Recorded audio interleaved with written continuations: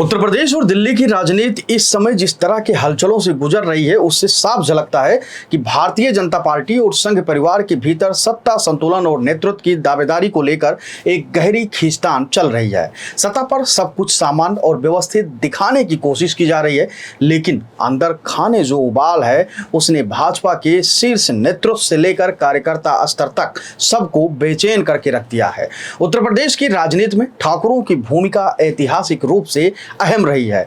मुख्यमंत्री योगी आदित्यनाथ खुद ठाकुर पृष्ठभूमि से आते हैं और उनके नेतृत्व में यह बिरादरी स्वाभाविक तौर पर और सशक्त महसूस कर रही है। हाल के दिनों में दो लगातार ठाकुर बैठकों ने न केवल भाजपा संगठन को चौंकाया बल्कि पूरे राजनीतिक माहौल में हलचल मचा दी। पहली बैठक में 40 से अधिक ठाकुर विधायकों की मौजूदगी ने यह साफ कर दिया कि यह कोई छोटी घटना नहीं है, और जब दूसरी बैठक हुई तो इसका असर और गहरा हुआ। इससे संगठन के भीतर यह सवाल उठने लगा कि आखिर इन बैठकों का मकसद क्या था। क्या योगी के नेतृत्व में शक्ति प्रदर्शन था, या फिर यह संकेत था कि अगर ठाकुर समाज की उपेक्षा की गई तो इसका राजनीतिक खामियाजा भाजपा को उठाना पड़ सकता है।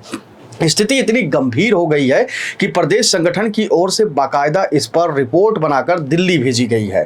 गृह मंत्री अमित शाह स्वयं इस पूरे प्रकरण की मॉनिटरिंग कर रहे हैं।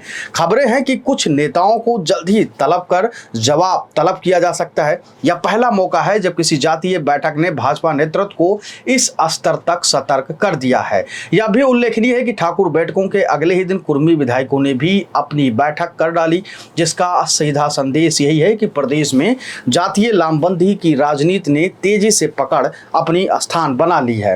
भाजपा के भीतर यह डर साफ दिखाई दे रहा है कि कहीं ये बैठकें गुटबाजी का खुला रूप न दे दें। उप मुख्यमंत्री केशव प्रसाद मौर्य से लेकर कई अन्य बड़े नेता इन घटनाओं को लेकर परेशान नजर आ रहे हैं और केशव की सोच और मंसूबे पर पानी फिरता हुआ दिखाई दे रहा है। इस तरह ठाकुर और कुर्मी दोनों समूहों की सक्रियता यह दिखाती है कि उत्तर प्रदेश की राजनीति अब आर पार की लड़ाई की ओर बढ़ रही है। यह केवल योगी बनाम बाकी नेताओं की लड़ाई नहीं रह गई है, बल्कि संगठन बनाम जातीय लामबंदी का संघर्ष भी है। इसी बीच दूसरी सबसे बड़ी राजनीतिक हलचल दिल्ली में 19 और 20 तारीख को होने वाली राष्ट्रीय स्वयंसेवक संघ की बैठक है। इस बैठक में संघ पदाधिकारियों के साथ भाजपा के वरिष्ठ नेता भी शामिल होंगे। यह बैठक साधारण नहीं मानी जा रही है। प्रधानमंत्री नरेंद्र मोदी ने हाल ही में लाल किले से दिए गए भाषण में संघ की जमकर तारीफ की थी। यह वही संघ है जिसके साथ पिछले कुछ समय से भाजपा के रिश्तों में खटास की चर्चा रही थी। इस बार मोदी का यह बयान संकेत है कि भाजपा और संघ के बीच दूरी को पाटने की कोशिश हो रही है। संघ के इस बैठक में आंतरिक और बाहरी चुनौतियों पर चर्चा होगी, लेकिन राजनीति के गलियारों में यह भी माना जा रहा है कि भाजपा नेतृत्व संगठन की भूमिका, राष्ट्रीय अध्यक्ष पद और भविष्य की विरासत पर भी विचार विमर्श कर सकती है। अमित शाह के लिए यह बैठक बेहद अहम है, क्योंकि उन्हें भाजपा का चाणक्य कहा जाता है और उन्होंने मोदी के साथ मिलकर भाजपा को लगातार जीत दिलाई है। अब सवाल उठता है कि क्या संघ इस बैठक में भाजपा की भविष्य की राह तय करने की दिशा में कोई ठोस संकेत देगा या नहीं। अगर दोनों घटनाओं को जोड़कर देखा जाए, उत्तर प्रदेश की ठाकुर बैठकों और दिल्ली के संघ की बैठक, तो यह साफ है कि भाजपा का अगला अध्याय अब नेतृत्व की दावेदारी को लेकर ही लिखा जाएगा।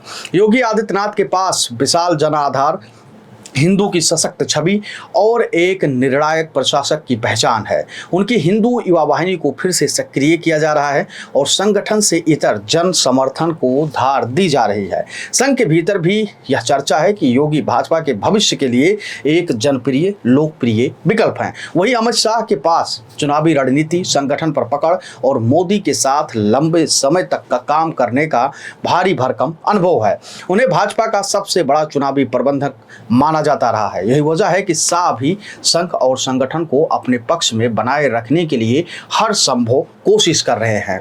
अब इस पूरी खबर का निष्कर्ष क्या है, तो वो भी आप सरल और आसान भाषा में जान लीजिए। आज की स्थिति यह है कि भाजपा और संघ दोनों के सामने एक ही सवाल खड़ा है, नरेंद्र मोदी के बाद पार्टी की बागडोर किसके हाथों में होगी। ठाकुर बैठकों से लेकर संघ की राष्ट्रीय बैठक तक हर घटनाक्रम उसी सवाल के इर्द गिर्द घूमता हुआ दिखाई दे रहा है। निष्कर्ष यही है कि यह महज बैठकों का शोर नहीं बल्कि सत्ता संतुलन का जंग का नया दौर है।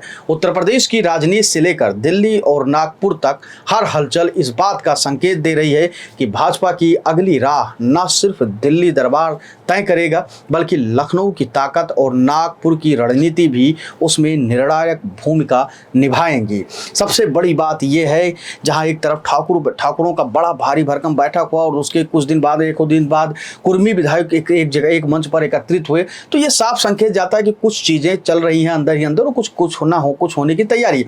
और जिस प्रकार से यानी 19 तारीख और 20 तारीख को जिस प्रकार ने संगठन ने आरएसएस ने एक बड़ी बैठक बुलाई है, उसके पदाधिकारी शामिल रहेंगे उसमें, और उसके बाद उसने कहा कि उस बैठक में भारतीय जनता पार्टी के वरिष्ठ नेता भी शामिल होंगे। तो यानी कि कुल मिलाकर माना जा रहा है कि वही ये आरएसएस है, वही ये भारतीय जनता पार्टी है, जिनके बीच काफी दिनों से कोई ऐसी बैठक नहीं हुई थी जिसमें बीजेपी के नेता भी शामिल हो और आरएसएस के लोग भी शामिल हो, एक ही मंच पर हो।